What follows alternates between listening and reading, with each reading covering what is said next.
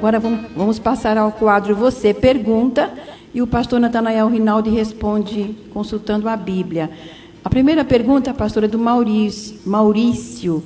Se os fariseus eram considerados de uma seita e Caifás era sucessor e líder de Moisés, então Caifás era líder de uma seita, sendo essa sucessão vinda dos antigos de Moisés?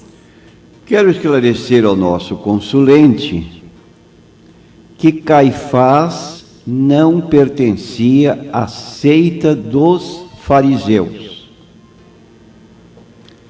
Pertencia a que seita?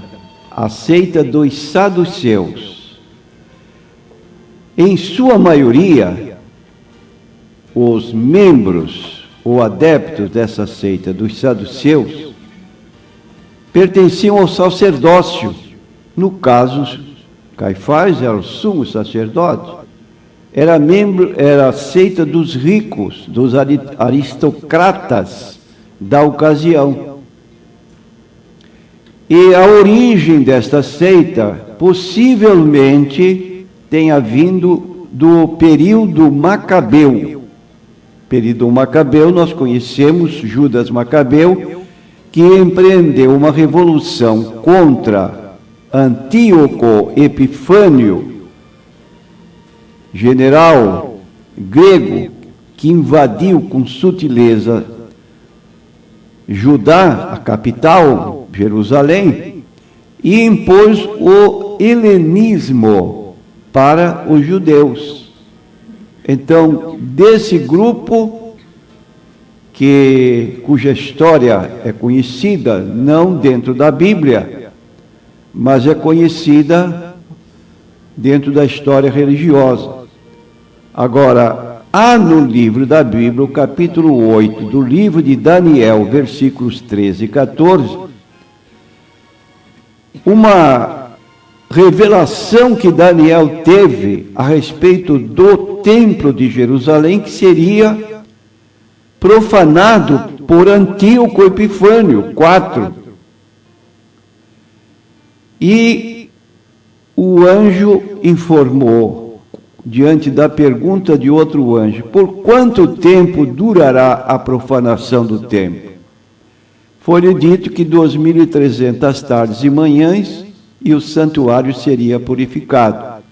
Nesse tempo é que se introduziu no templo de Jerusalém a estátua ou ídolo do deus romano, do deus grego, e profanou o templo. E esse período, então, foi mais ou menos de 1.150 dias, considerando que os sacerdotes ofereciam 2 vezes no dia os sacrifícios, na tarde e pela manhã.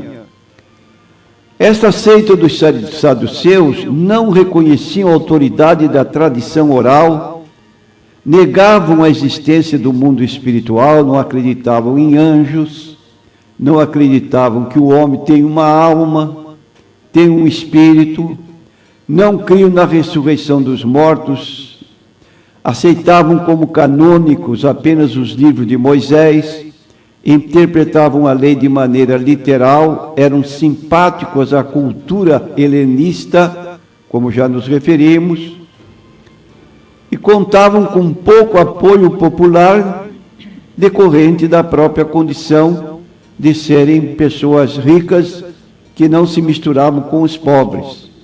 E eram adversários religiosos dos fariseus.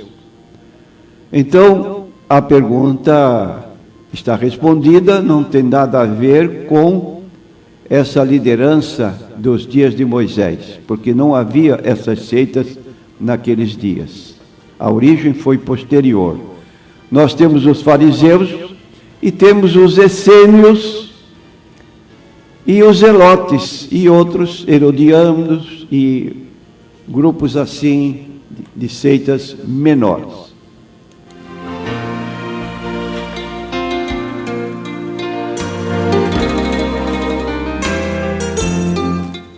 A Glória, pastor, quer saber se o profeta Jeremias era melancólico.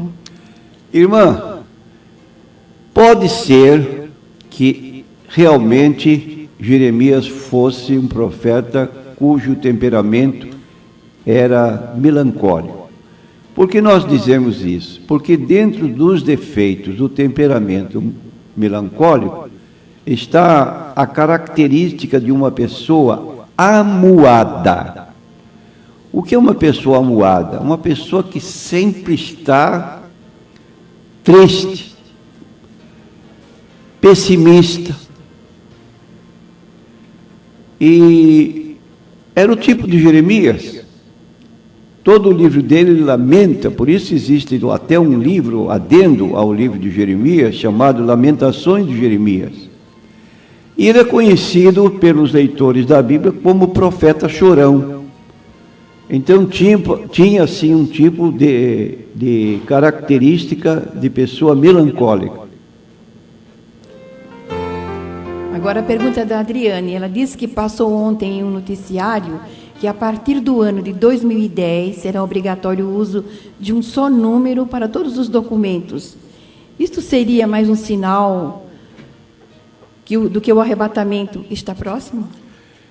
Nós queremos dizer à nossa consulente que é preciso ter cuidado em caracterizar o sinal indicado lá em Apocalipse 13, 18, que é o número 666, que este número vai ser aposto nas pessoas que não forem levadas pelo arrebatamento, passarão pela grande tribulação, e estas pessoas ficarão sob o domínio do anticristo, que também é chamada besta do Apocalipse, e ele porá um sinal na mão direita e na testa, para que a pessoa só possa comprar ou vender com aquele sinal gravado na mão direita ou na testa. Não sabemos que sinal será este, mas, independentemente de o governo propor um documento que abranja todos os números, RG, o SIC, carteira de motorista e outros números que eventualmente possam ser necessários, para não andar com meia dúzia de documentos de carteiras ou de documentos dentro da sua carteira, porque perde um e fica tudo descontrolado, tem que mandar fazer de novo. Então, nós seremos agora cidadãos que seremos conhecidos em todos os estados do Brasil. Para onde quer que viajemos, não teremos um documento do estado onde moramos, mas teremos um documento nacional que pode ser conferido em qualquer parte. É uma boa medida do governo.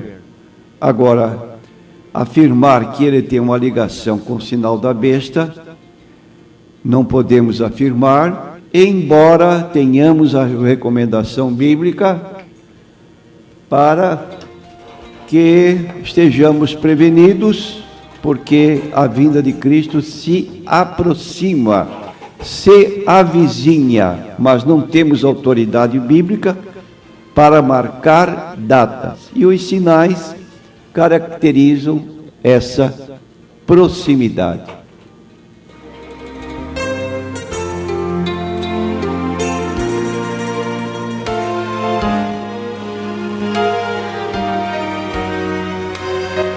O Roger quer saber, pastor, por que as pessoas que cantam são chamadas levitas? E o que quer dizer levitas? Levita era uma pessoa pertencente à tribo de Levi.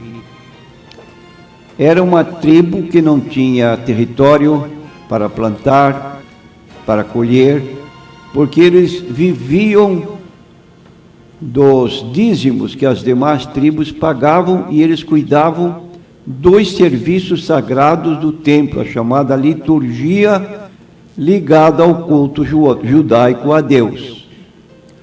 Hoje, essa palavra levita está sendo caracterizada como pessoa que é músico ou cantor, e ela integra o que nós chamamos de um ministério da igreja. E essas pessoas se consideram superiores por pertencerem a este grupo de levitas, cantores e músicos. Mas não tem cabimento, à luz da Bíblia Sagrada, designar tais pessoas como levitas.